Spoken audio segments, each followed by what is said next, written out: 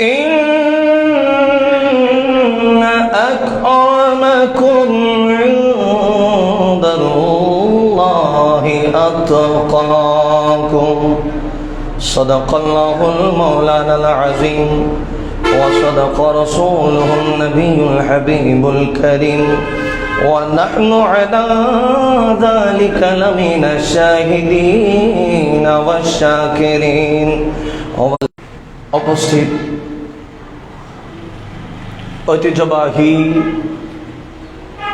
দক্ষিণ হাসিমপুর বড়পাড়া কেন্দ্রীয় শাহী জামে মসজিদে ইয়াউমুল জুমআ ইয়াউমুল ঈদের আরো একটি জামাত আদায় করার লক্ষ্যে আল্লাহর ঘর শাহী বাইতুল্লাহ শরীফে উপস্থিত সর্বস্তরের মুসল্লিয়ান এজাম, মুরব্বিয়ান এজাম, ফাদিলে নওজওয়ান, কচি কাঁচা মাসুম বাচ্চারা সহ মাইকের আওয়াজ যতটুকুন যায় ঘরে বসে অজু কালামরত অবস্থায় পর্দাবনসীন আমার মা বোনেরা সহ যারা অনলাইনে দেশ ও প্রবাস রয়েছেন, যেই নবীর কদমে হযরতে মুশকিল কুশা মাওলা আলী কাররামাল্লাহ আল্লাহর প্যারা মাহবুবের পাক পঞ্জতনের একজন হয়েছেন, ওই দয়াল নবী, মায়ার নবী, মদিনাওয়ালা নবীর রওজায়ে আতহার, রওজায়ে আকদাসে সালামি পেশ। যখন আমি এখানে দাঁড়িয়েছিলাম তখন আমার পরিস্থিতি ছিল একরকম, আবার আজকে যখন আপনাদের খেদমতে আরেকবার মওলা দাঁড় করিয়েছেন তখন আমার উপর আল্লাহর পক্ষ থেকে আরেকটা জান্নাতের জিম্মাদারি আমি পেয়ে গেছি। বড় করে বলি আলহামদুলিল্লাহ। হুজুর এই কথা কেন বলছেন? আমি বলছি এ কারণে, কারণ গত জুমাবারের দিন জমা আদায় করে আপনাদের সাথে যখন আমি বাসায় ফিরে গেলাম, একটু মুখ ছোট করে ফেলে, মেয়ে হয়েছে, বংশের বাতি কে জ্বালাবে, এরকম বিভিন্ন ধরনের কথাবার্তা আছে না নাই? অথচ হায়াতুন নবী কামলিওয়ালা নবীর ওই সিলসিলা জারি রেখেছেন মা ফাতেমাতুজ জাহরা নবীর বেটির সাদকায়। সুবহানাল্লাহ। নবীর কোন বেটা দুনিয়াতে আল্লাহ রাখে নাই, পর্দা করাইছেন বাস মা ফাতেমাতুজ জাহরার বেটি রাসূলুল্লাহর বেটি সাদকা। এখনো পর্যন্ত আওলাদে মুস্তাফা দুনিয়াতে জারি আছে। কন্যা সন্তান হলো বারাকাতের নিশানা, কন্যা সন্তান হলো জান্নাতের নিশানা, কন্যা সন্তান হলো আপনি যে ইজ্জতদার, আল্লাহর কাছে পছন্দনীয়, এটার একটা নিশানা। বড় করে বলি সুবহানাল্লাহ। সুতরাং আমাদের যদি কাউকে আল্লাহ কন্যা সন্তান দান করে, ছেলে সন্তান দান করলে যত খুশি না তার চাইতে বেশি খুশি হওয়া দরকার, ঠিক কিনা বলে? কেন?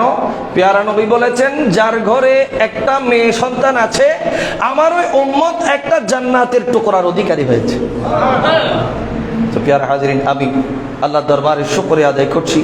আল্লাহ পাক জাল্লা শানুহু আমাদের সমাজের মধ্যে যত ধরনের অপসংস্কৃতি, কুসংস্কৃতি, যত ধরনের ফিতনা ফাসাদের রসম আছে, আল্লাহ সমস্ত প্রকার ফিতনা ফাসাদ থেকে আমাদেরকে হেফাজত করুন। বলুন না আমিন। একটু মহব্বত নিয়ে দরুদ শরীফ পড়বেন। সালাতুন ইয়া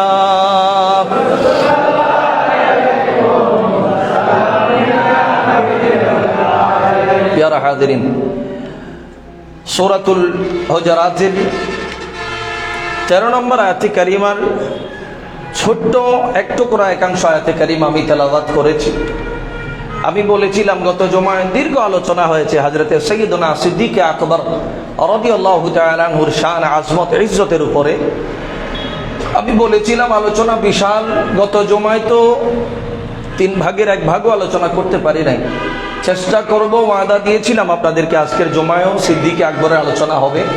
সেদিকে লক্ষ্য রেখে আমি কোরআনুল করিম ফুরকানুল হামিদের সূরাতুল হুজুরাতের 13 নম্বর আয়াতে কারিমা থেকে ছোট্ট আয়াতাংশ তেলাওয়াত করেছি, যেখানে আল্লাহ পাক জাল্লা শানুহু আয়াতে কারিমার অংশ নাজিল করছেন। বিসমিল্লাহির রহমানির রহিম। ইন্না আকরামাকুম ইনদাল্লাহি আতকাকুম। বড় করে বলি সুবহানাল্লাহ।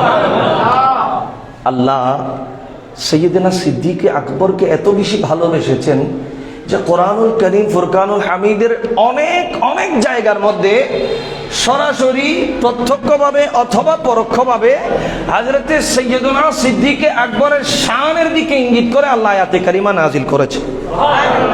তার মধ্যে এই আয়াতে কারিমাতে আল্লাহ বলছেন ইন্না আকরামাকুম, তোমাদের মাঝে সবাই মানব জাতি হিসাবে সম্মানিত, 18,000 মাখলুকাতের সেরা জীব, কিন্তু ইনদাল্লাহি, আল্লাহর কাছে সবচাইতে বেশি আকরাম, সবচাইতে বেশি সম্মানিত কে?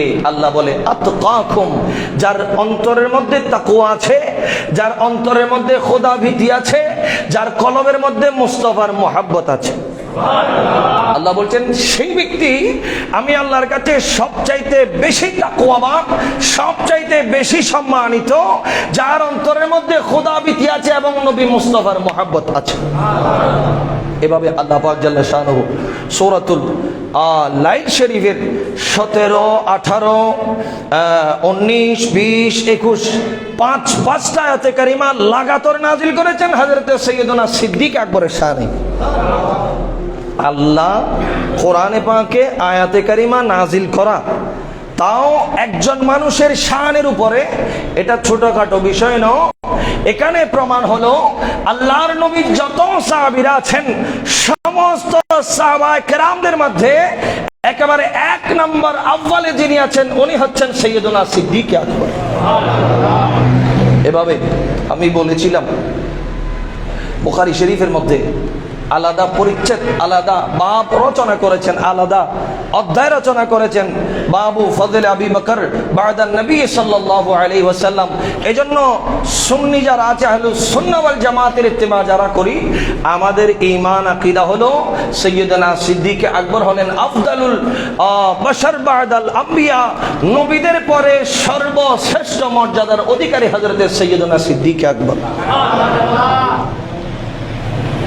আমি ধারাবাহিকতায় আসছিলাম যে ওনার ছোটবেলায় মনে আছে কিনা আপনাদের জানি না, যে বাবা কোথায় নিয়ে গেলেন?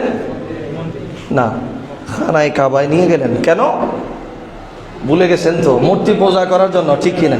তো এরপরে 18 বছর বয়সে আবার পাদ্রী বুহাইরা